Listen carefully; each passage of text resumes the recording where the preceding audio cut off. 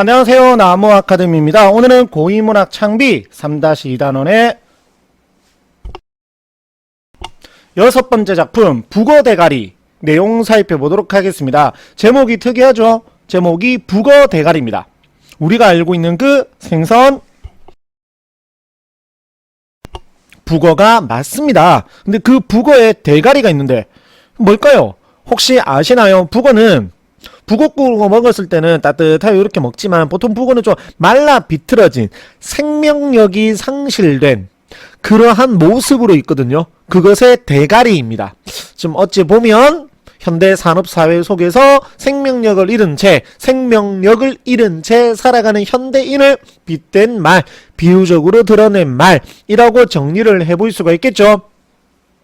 그리고 해당 글은 희곡입니다. 연극의 대본입니다. 그래서 이렇게 누구의 대사인지가 다 나와 있죠. 이것을 제외하고는 우리 서사갈래의 소설과 읽고 학습하는 방식 그리고 문제 유형까지 동일합니다. 여기 있는 바로 내용 일치 유형의 문제가 무조건적으로 출제가 되고, 여기 있는 1번이 아까 말씀을 드렸었던 제목 북어 대가리의 의미와 관련이 있는 거겠죠. 그리고 여기 있는 2번하고 4번이 3번과 거의 비슷하게 내용 일치 형태처럼 해결할 수 있는 문제입니다. 자, 그러면 지문 내용 한번 살펴보도록 하겠습니다. 자인과 기임이 있었는데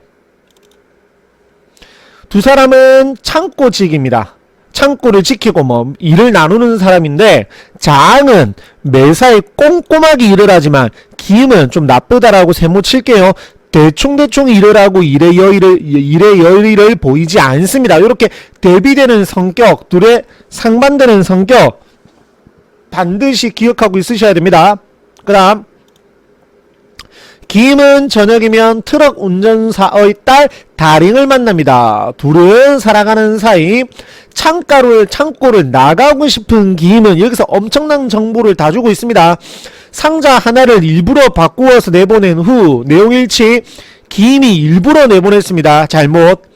자항에게 이 사실을 이야기를 하고 자항은 이 일을 어떻게 수습할지 고민을 하는데, 어떻게 수습을 하냐면 여기 있는 것처럼 편지를 씁니다. 뭐라고 편지를 쓰냐면 잘못을 용서해달라고 합니다. 내 잘못을 용서해달라고? 들어봐 라고 하면서 상자를 바뀐 줄도 모르고 트럭에 실어보낸 저의 태만과 그것으로 생길 모든 결과에 대하여 창고직인 저에게 그 책임이 있음을 고백하오니, 정말 책임감 있게 누가 잘못한 건데, 기임이 잘못을 한 건데 그렇게 고백 편지를 쓰겠다라는 거죠. 밑에 똑같습니다.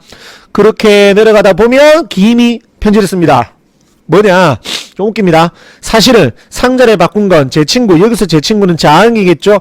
아니라 저울시다. 자신의 잘못이라는 겁니다. 이거는 이제 기임이 진짜 진심으로 뉘우쳤다라기보다는 자항 때문인 겁니다.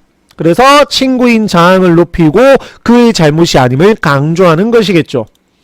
그러니까 이제 자항이 조금 감동받았죠. 야, 그런 걸로 감동을 받냐라고 하면서 기임이 미리 경고해 두는데 나한테 다정하게 굴지 말어, 떠날 거다라고 말을 합니다. 그랬더니 자항이 가면 안 돼, 나와 함께 여기 있자고, 창고 밖으로 나가면 또 창고가 있고 그 창고 밖으로 나가면 또 창고가 있어, 달라질 건 아무것도 없어 라고 생각을 합니다. 즉 창고는 올감에는 올감이 이런 거겠죠.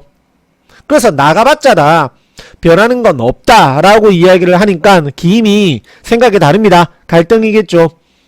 아니다, 나가야 된다. 그래서 창고 밖의 세상에는 우리가 할 수 있는 일들이 얼마든지 있다. 즉 바깥 세상에 대해서 긍정적으로 인식하고 있습니다. 자항은 안 그렇죠. 그래서 갈등을 보이고 있고, 그 다음에 이런 거 내용일치. 노름으로 잃은 돌이 얼마야. 좀 그래서 자항이 이렇게 기임에게 말을 하는 걸로 봤을 때는 좀 기임은 방탕한 생활을 했다라는 걸 알 수 있겠죠. 밑으로 내려가다 보면 기임 얼굴 위까지 담요로 덮는다. 이제 더 이상 대화하기 싫은 거겠죠. 이렇게 갈등을 조금 보이고, 자, 중력 부분의 줄거리지에 트럭 운전사가 나타나는데 트럭 운전사에게 편지를 전해달라고 하는 겁니다. 자항이 아까 쓴 그 편지겠죠. 그랬더니 운전사는 그건 미친 짓이다. 안 된다. 일부러 잘못했다고 편지를 왜 보내냐. 그럴 필요 없다. 라고 하니까 안 된다. 제발 보내야 된다. 라고 하니까 운전사가 뭐라고 이야기를 하냐면 중요한 부분인데 난 말이야 뭐가 뭔지도 모르고 그냥 싣고 왔다가 그냥 실어 가는 거라고. 즉 현대 산업사회에서 부품처럼 살아가는 삶을 의미하는 겁니다. 그 다음 뭐 만나는 사람들이 있는데 딸기코 외눈깔 그냥 별명입니다. 이름 모릅니다. 익명성이죠. 그 다음 같은 정거장에서 둘 다 상자를 취급하면서도 서로 얼굴 한번 볼 수조차 없었다. 즉 이러한 현대 산업사회 속에서 개인이 서로 긴밀한 소통을 하고 정을 나누는 것은 확인해 찾아볼 수가 없다라는 거겠죠. 그랬더니 별명이든 이름이든 상관없어요. 편지를 전하고 싶어요 라고 얘기했더니만 그것도 안 된다. 우리는 알 수 없다. 즉 자신에게 주어진 역할만 수행하는 것이지 개인이 사회의 부속품처럼 살아가는 것이지 다른 의미는 없다라는 겁니다. 이렇게 이야기를 주고받는 건데 다링이 갑자기 등장을 해서 좀 쓸데없는 소리를 하거든요. 종잡을 수 없는 말을 하거든요.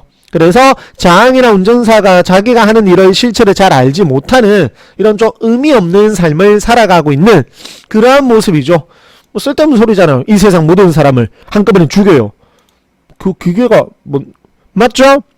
도대체 무슨 소리인지를 알 수 없는 거죠.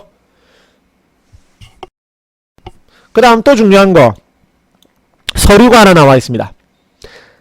장에게는 신뢰의 대상입니다. 이 서류는 운전수에게는 불신의 대상입니다.